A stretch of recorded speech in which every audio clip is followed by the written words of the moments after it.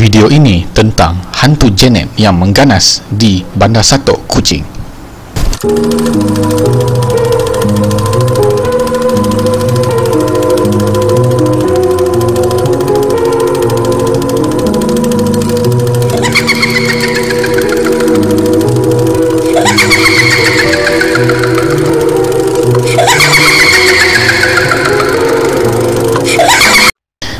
Selamat kepada semua. Okey, kali ni saya nak buat video tentang hantu Janet. Korang saya rasa mesti pernah tengok video saya yang sebelumnya pasal pemburu kepala manusia untuk dijadikan tumbal bagi membina jambatan. Dekat situ saya ada mention pasal hantu Janet. So kali ni saya nak bercerita lebih detail, lebih khusus tentang hantu Janet itu sendiri. Okay, sedikit latar belakang hantu Janet. Janet ni sebenarnya seorang jururawat di Hospital Umum Sarawak, dipercayai dia kerja dekat situ. Jadi satu hari selepas dia keluar daripada hospital, lepas tu dia tengok wayang dan dia balik pada tengah malam.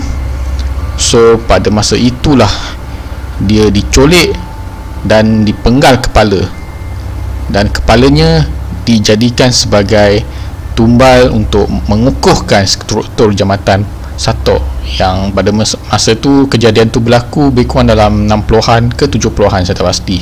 Selepas daripada kejadian tersebut, ibu bapa Janet risau akan kehilangan Janet yang dikatakan tidak kembali ke rumah selepas tengah malam. So laporan polis telah dibuat dan gerakan besar-besaran untuk mencari Janet dilakukan oleh pihak polis, dan dijadikan cerita mayat Janet dijumpai berhampiran dengan tempat Bandar Satok. Hanya badan sahaja yang dijumpai tanpa kepala. So di hari perkembumian Janet tu, ibu bapa Janet merasa tidak puas hati dan diorang telah membuat satu cara untuk membuatkan Janet membalas dendam di atas kematian Janet itu sendiri dengan memakaikan baju berwarna merah, serba merah di badan Janet, di tubuh Janet, dan mayat pun dikebumikan. So menurut kepercayaan orang Cina, masyarakat Cina, apabila waris mangsa yang mati dibunuh dipakaikan dengan pakaian serba merah yang berwarna merah, itu adalah simbolik supaya roh mangsa ataupun mayat tersebut kembali untuk membalas dendam ke atas orang yang pernah menganiayanya. So itulah yang berlaku terhadap Janet. Dan selepas daripada itu, Janet dikatakan telah bangkit untuk menjadi sosok hantu pembalas dendam, pendendam. Lebih kurang macam itulah. Dan kisah seram itu mula berlaku. Bermula daripada itu, masyarakat yang tinggal di kawasan Satok, terutamanya di Kampung Bintango dan Kampung Kude, sering diganggu oleh lembaga yang didakwa sebagai hantu Janet.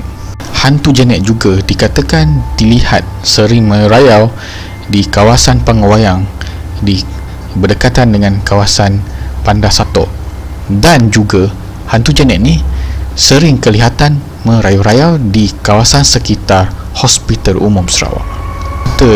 Daripada masyarakat yang tinggal di kawasan Satok ni, antaranya mereka melihat penampakan wanita berpakaian berwarna merah, berkasut merah dan membawa payung yang juga berwarna merah, sering kelihatan merayau pada waktu malam seorang diri di kawasan Kampung Kude dan Kampung Bintango seperti yang saya nyatakan pada awal tadi.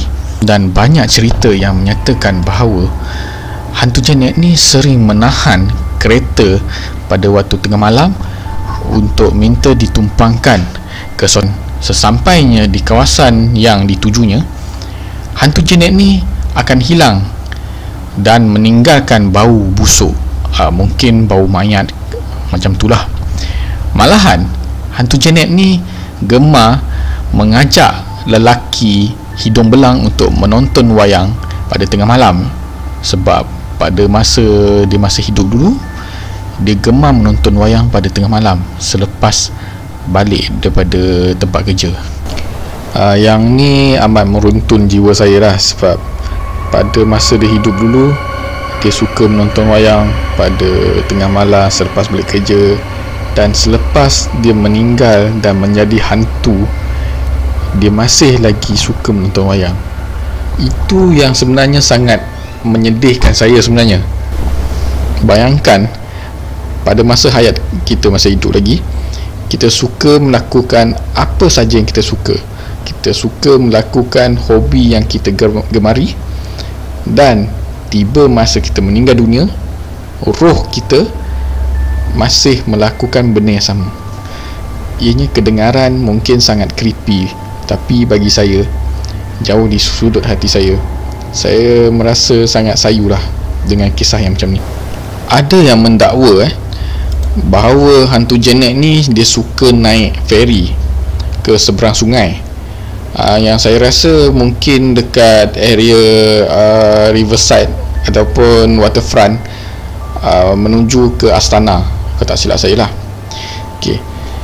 Bila sampai ke destinasi yang dituju, hantu Janet ni hilang bersama duit tambang yang dia dah bayar, yang bertukar menjadi daun kering ataupun wang kertas untuk orang mati lah.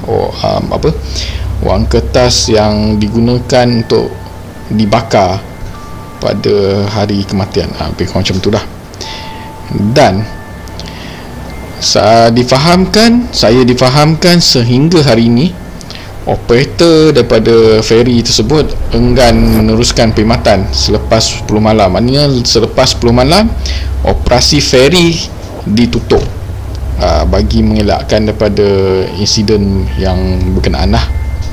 Betapa famousnya hantu Janet ni, legenda hantu Janet ni, sehingga negara Jepun menghasilkan komik manga yang dikaitkan, yang mengisahkan tentang hantu Janet ni. Yang saya tahu,